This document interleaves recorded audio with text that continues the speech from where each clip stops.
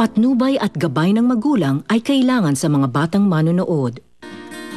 GMA News and Public Affairs. Walang ginikilingan, walang pinoprotektahan, walang kasinungalingan, serbisyong totoo lang. I have been waiting for this moment for all my life. I'm speechless. Anytime, and then.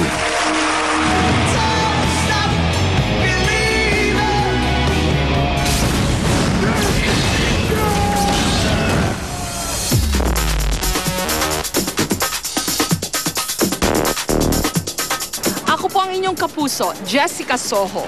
Ngayong gabi. Again, my name is Eugene Domingo. Yes, I am very famous. Palakpakan natin, mga Filipino artist na tampok sa mga international film festival.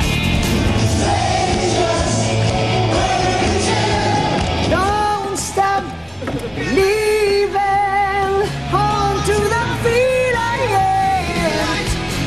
People,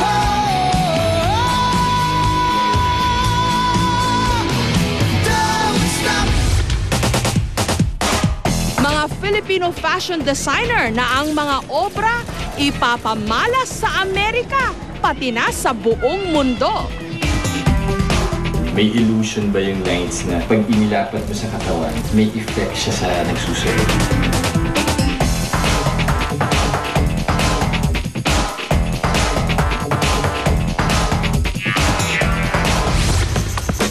Arakaak, tarukog, ulnitan. Bago sa pandinig dahil mga exotic seafood ng Borongan, Eastern Samar. Sarap. Kakaiba talaga.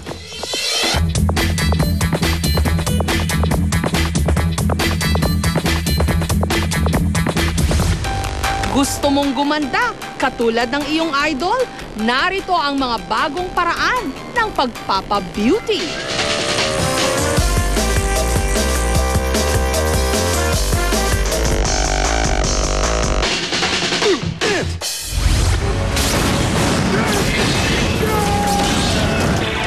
Paano kaya ang buhay ng mga katukayo, ang mga sikat? Garapina! Garapina!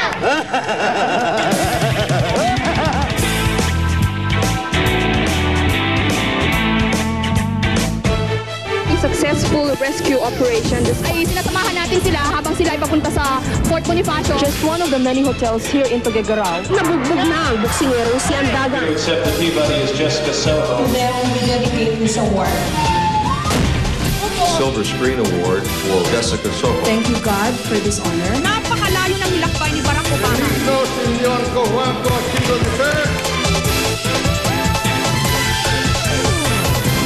Suwerte at karangalan ang turing para sa ilan na ang kapangalan, mga sikat.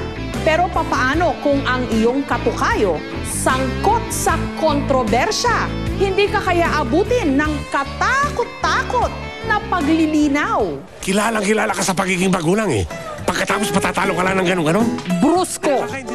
Ano ka ba? Nakakasakit ka! Lalo kang masasaktan pag hindi kita tahimik. Tumahimik ka! Siga. Hinahamon kita ng bilyar. Anytime, and then. Kinatatakutan.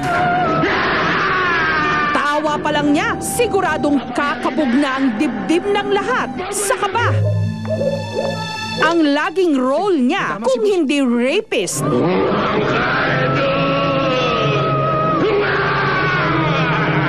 Si Satanas. Talagang hindi ko alam, pero meron akong naulinigan na barko eh. Sa kabila nito, institusyon siyang may tuturing sa pagiging kontrabida sa pelikula. Naaalala niyo pa ba ang batikang aktor na si Romy Diaz? Sino sa inyo ang napabalitang umopera ng appendicitis? Noong nakarang gabi. Pero noong 2005, pumanaw si Romy dahil sa cancer sa dila. Pero ang kanyang legacy, ramdam na ramdam ng mga tiga-barangay BF International sa Las Piñas.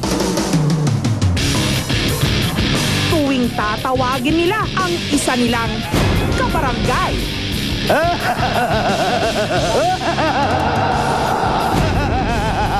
Ako, si Romy Diaz.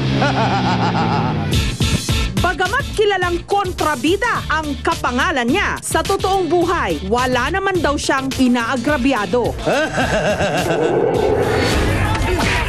Kung laging pasimuno ng gulo si Romy Diaz sa mga pelikula, ang Romy Diaz ng Las Piñas, taga-awat daw ng mga basagulo. Di ba kayo magsisitigil? Di ba kayo magkabati-bati? Iisang lugar lang tayo. Magbati tayo!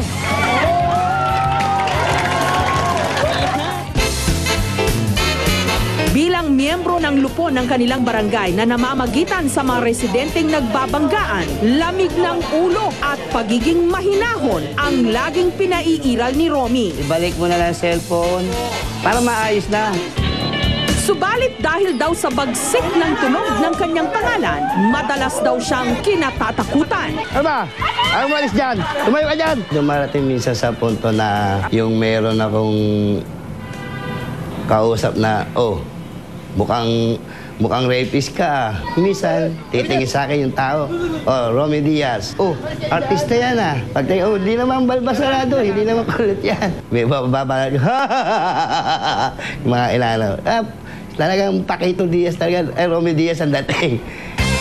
Noong kasikatan nga raw ng katukayo niyang artista, oras na banggitin niya raw ang kanyang pangalan, binabasted siya agad ng kanyang nililigawan. Sasabihin sa akin, ngayon pa lang, niloloko mo na ako. Artista yung pangalan ng sinasabi mo sa akin. Hindi ako maniniwala sa'yo, artista yun eh. Naano ko na, pag Romy Diaz hindi ka nang paniniwalaan.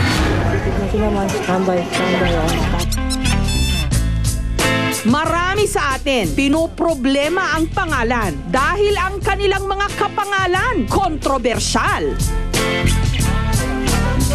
Bilang labandera, malayo sa limelight ng intriga si Gloria. Yun nga lang ang kanyang naging kapangalan, ang dating Pangulo lang naman at ngayoy Congresswoman Gloria Arroyo. Siya ang tunay na Gloria Labandera ng Quiapo. I am sorry. I am sorry. Ako si Gloria Luwalhati Arroyo, hindi si Gloria Macapagal Arroyo. Gloria Luwalhati raw ang kanyang pangalan nung siya'y dalaga pa. Naging Gloria Arroyo nung nakapag-asawa. Inaasar din po. O sabi niya, ngayon nakakulong ka na. Tinira mo kasi si Fernando po, sina Erap, ganoon po ang sinasabi nila. Parang nakakapagsisi po yung ganoon ang pangalan ko, lalo sa panahon ngayon. Laging inaano nila, buti nakalabas ka, walang bodyguard, lalo yung meeting ko sa elderly. At kahit anong pananahimik raw ang gawin niya, lagi siyang sinusundan ng panunukso. Madam President, tapos na ba yan? Ito ba, madami pa dito. Madam President! Her Excellency! Gloria Arroyo, Presidente sa looban. Biyuda na si Aling Gloria at kapag rinding-rindi na siya sa panunuya sa kanya, parang hindi talaga sila naniniwala dito na talagang gano'n ang pangalan ko. Para sigurado, marami akong dalang ID lagi kahit saan ako pumunta. Kung hindi sinasadya ng iba na magkaroon ng kapangalang sikat, may ilan namang sadyang pinili ang sikat na pangalan para sa kanilang anak kahit pa hindi magandang imahe ang kakabit nito. Habang nagbubuntis noon si Alma, may napanood daw siyang Harry Potter movie.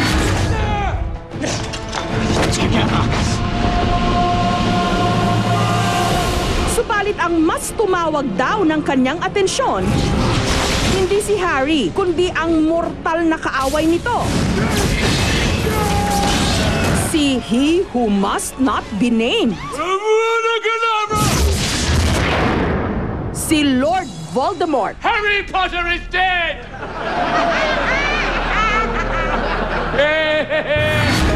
Kaya si Alma, ito ang ipinangalan sa kanyang bunso. Ako po si Lord Voldemort R.S. Tioco.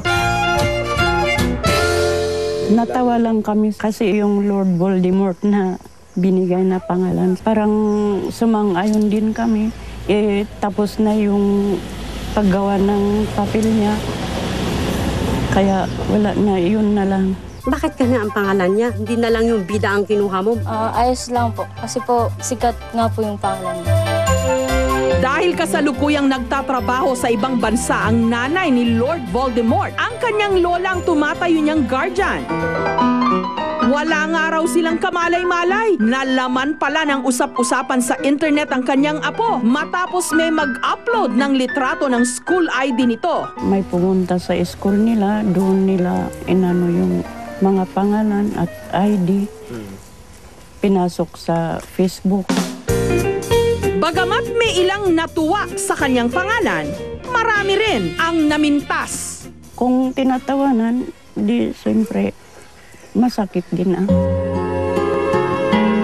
Tila kakambal na nga rin daw ng pangalan ng bata, ang gulo. Naway po minsan, sinusuntok po. Ba't ka sinusuntok daw? Hindi ko po alam sa kanila. Sino sumusuntok sa'yo? Mga kaklase ko po. Sinasar kang pit, ano? Ang tawag sa'yo? Pit Lord po. Pit Lord.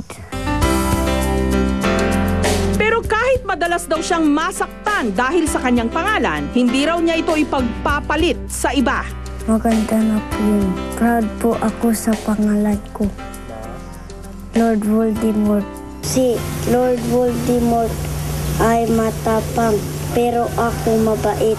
Kapag ikaw ay naipangalan o kapangalan mo yung kontrabida na hindi mo naman sinasadya, no? Dahil ang association ng mga tao doon, nagkikreate kasi yan ng illusory reality, no? Ibig sabihin ng parang kunwaring realidad, no? Na meron talagang totoong tao na ganito yung pagiging kontrabida niya. Na-associate agad siya doon sa mga taong ito, no? Sa iba't iba namang mga lalawigan, usong-uso rin ang pagbabansag ng kung ano-anong mga pangalan.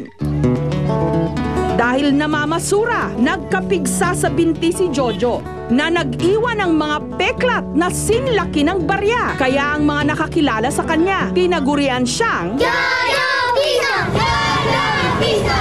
Jojo! Jojo Piso! Jojo Piso! Jojo Piso! Si Jojo, nagkikibit-balikat na lang daw. Wala naman, natatawa dati, nakasar. Medyo mapipikong ka. Pero nagtagal-tagal na nga, okay na. Kasi parang, ano na rin, gusto ko na rin dahil may balsag na ako, ganyan. Tad-tad man daw ng sugat at peklat ang kanyang binti. Hindi niya ito tinitingnan bilang mantsa ng kanyang pagkatao, kundi mga bakas ng kanyang pagsisikap.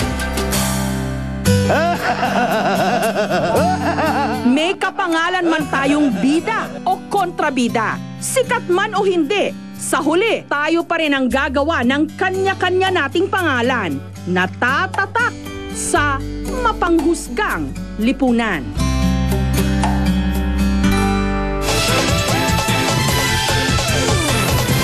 Susunod, arakaak, tarukog, ulnitan, mga exotic seafood ng Borongan, Eastern Samar.